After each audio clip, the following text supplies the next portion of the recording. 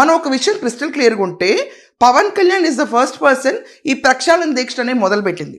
So Pawan కళ్యాణ్ని డైరెక్ట్గా దాడి చేస్తున్నారు, క్రిటిసైజ్ చేస్తున్నారు, మోకరీ చేస్తున్నారు. అండ్ మీమ్స్ అండ్ ట్రోల్స్ కింద ఈరోజు సోషల్ మీడియాలో ఎక్కడ చూసినా పవన్ కళ్యాణ్ పేరే నడుస్తుంది. ఇలాంటి తరుణంలో అసలు ప్రతి ఒక్కళ్ళు అనుకున్నారు పవన్ కళ్యాణ్ దగ్గర నుంచి రియాక్షన్ రాదేంటి, ఎంతకాలం ఇంకెలా, మేబీ వాళ్ళు చెప్పింది నిజాలేమో అన్న స్టేజ్ కూడా చాలా వరకు జనాలు నమ్మడం మొదలుపెట్టారు. ఇది ఇంపాక్ట్ ఆఫ్ సోషల్ మీడియా. ఈ ఇంపాక్ట్ ఆఫ్ సోషల్ మీడియాలో ఏమైందంటే వైసీపీ సోషల్ మీడియా టీం అసలు మేము తిరుపతి లడ్డూ గురించి కల్తీయే చేయలేదు, మేము చాలా పునీతులు అన్నట్టు ప్రచారం చేసుకుంటుంటే ఆగి వెయిట్ చేసి పవన్ కళ్యాణ్ నిన్న జనసేన మీటింగ్లో అవుట్ బర్స్ట్ అయింది.